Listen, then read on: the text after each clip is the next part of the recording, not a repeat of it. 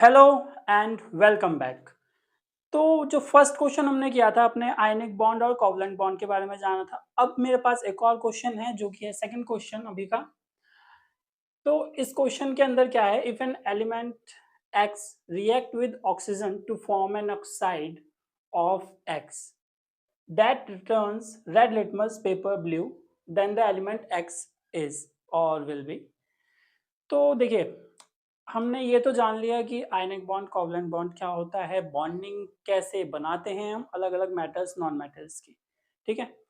अब हमें क्या जानना है, अब क्योंकि वो चीज़ याद रखिए कि बॉन्डिंग जो है वो काम में आने वाली है केमिस्ट्री में हर जगह, क्योंकि आपको अलग अलग फॉर्मूले बनाने ही पड़ेंगे और फॉर्मूले बनाने के लिए मैंने आपको प्रीवियस वीडियो में ही बता दिया था कि फॉर्मूले कैसे बनाते हैं। अब और अगर हम आगे की बात करें अपने इस क्वेश्चन की, तो ये क्वेश्चन हमें कह रहा है कि अभी हमारे पास एक एलिमेंट है। अब एलिमेंट हमारा मेटल भी हो सकता है और हमारा नॉन मेटल भी हो सकता है, इसके अलावा मेटलॉइड्स भी होते हैं। वो सब अगर आता है कोई क्वेश्चन उससे रिलेटेड तो उसकी वीडियो भी मैं बना दूंगा, लेकिन अभी फिलहाल हमें मेटल और नॉन मेटल पता है तो हम उन्हीं के बारे में बात करेंगे। तो मैं ये कह रहा हूँ कि अगर हमारे पास कोई भी एक एलिमेंट है, अब एलिमेंट हमें नहीं पता है, अभी के लिए मान रहे हैं मेटल और नॉन मेटल में से कुछ भी हो सकता है। ठीक है। वो क्या है, एक्स है। अब इसको मैंने रिएक्ट करवाया किसके साथ, ऑक्सीजन के साथ, जो कि होता है O2, to form an oxide of X. अब ये oxide, an oxide of X का मतलब क्या है, लेट सपोज करते हैं कि अगर एक मेटल ऑक्साइड के साथ मतलब ऑक्सीजन के साथ रिएक्ट कर रहा है तो वो क्या बनाएगा रिजल्ट में, मेटल ऑक्साइड। कैसे, मेटल जो है वो ऑक्सीजन के साथ रिएक्ट करेगा तो वो क्या बनाएगा, मेटल ऑक्साइड। और ये मेटल ऑक्साइड जो होता है, अब ये बेसिक होता है नेचर में या फिर एसिडिक होता है नेचर में, इसके बारे में हम थोड़ा सा इस वीडियो में जानेंगे। तो इसके बाद क्वेश्चन क्या था, हाँ, that turns red litmus paper two blue. मतलब जब हमने ये मेटल ऑक्साइड बना लिया तो उसके अंदर हमने लिटमस टेस्ट किया। अब लिटमस टेस्ट, लिटमस पेपर आता है जो कि हमें जैसे देखिए कोई भी सॉल्यूशन है हमारे पास, मान लेते हैं। अब मैंने आपको एक सॉल्यूशन दिया, अब मैंने आपको बताया नहीं वो सॉल्यूशन एसिडिक है या बेसिक है या फिर न्यूट्रल है। तो उसको चेक करने के हमारे पास इंडिकेटर्स आते हैं। इंडिकेटर्स वर्ड अच्छा है। तो उसमें से एक इंडिकेटर होता है लिटमस पेपर। तो उस लिटमस पेपर को मैं उसके अंदर डालूंगा और जब उसको निकालूंगा तो उस लिटमस पेपर का कलर चेंज हो जाता है।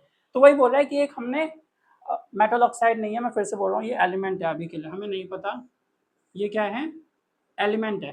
ठीक है, एलिमेंट एक्स। ठीक, हमें बस एक्स को फाइंड करना है। तो ये एलिमेंट एक्स ऑक्साइड बना। अब ये एसिडिक है या बेसिक, जैसे मैंने कहा मैं आपको एक सॉल्यूशन देता हूँ, आप लिटमस पेपर डाल के चेक करते हैं। तो ये इस सॉल्यूशन का भी मैं लिटमस पेपर आपको दिया और ये सॉल्यूशन दे दिया।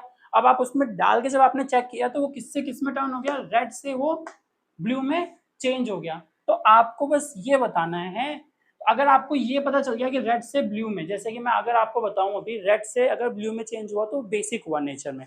ठीक है।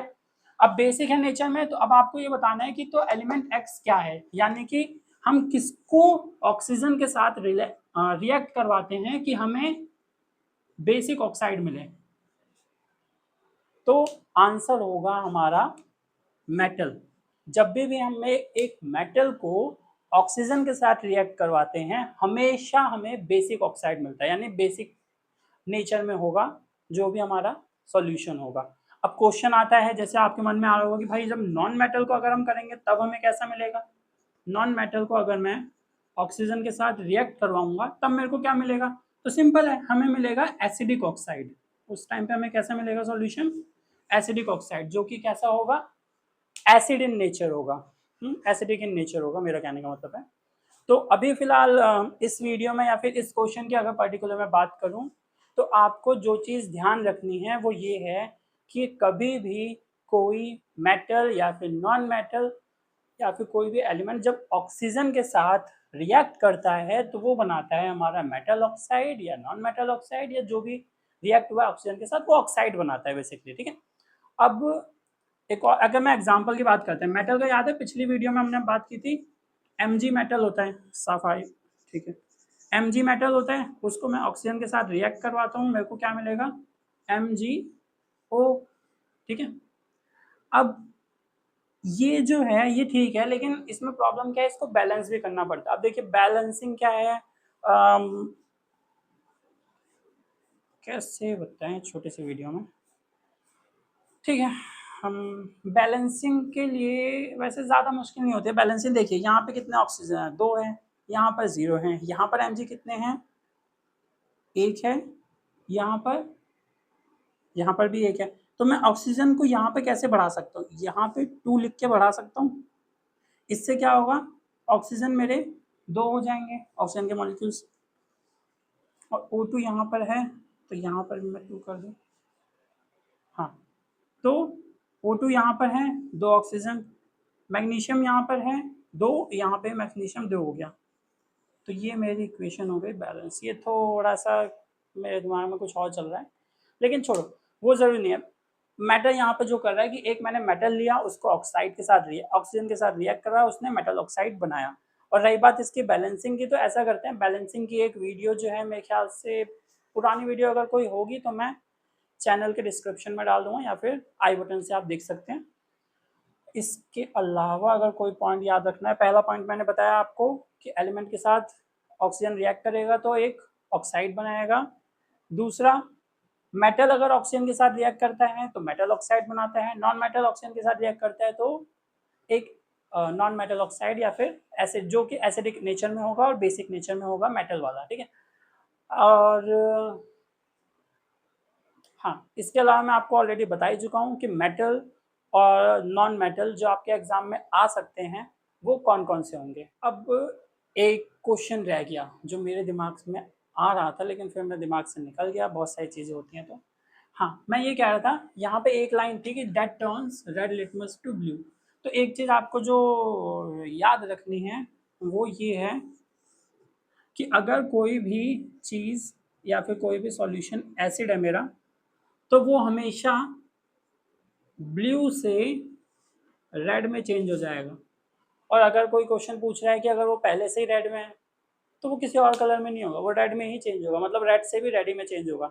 इसके ना एक मेरे को याद है, मैंने एक वीडियो डाली थी, एसिड बेस चैप्टर से 10th क्लास में थी, तो वो वाली वीडियो एक बार ट्राई करना। उसके अंदर एक ऐसा ना क्वेश्चन भी है पर्टिकुलर इससे से रिलेटेड कि एसिड से बेस बन रहा है या कैसा सॉल्यूशन होगा, कौन सा लिटमस पेपर में कैसे चेंज होगा, वगैरह वगैरह। तो एक बार ट्राई करना उस वीडियो को।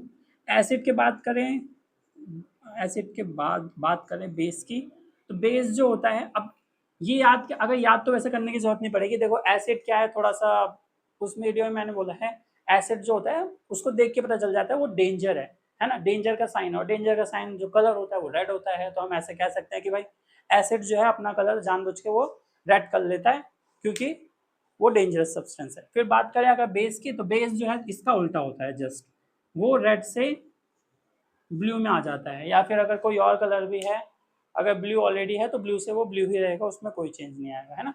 तो रेड से ब्लू होता है बेस, एसिड होता है ब्लू से रेड। तो आप बस एसिड का याद रखो कि एसिड जो है वो ब्लू से रेड में हो जाता है, क्योंकि वो थोड़ा सा डेंजरस सब्सटेंस है।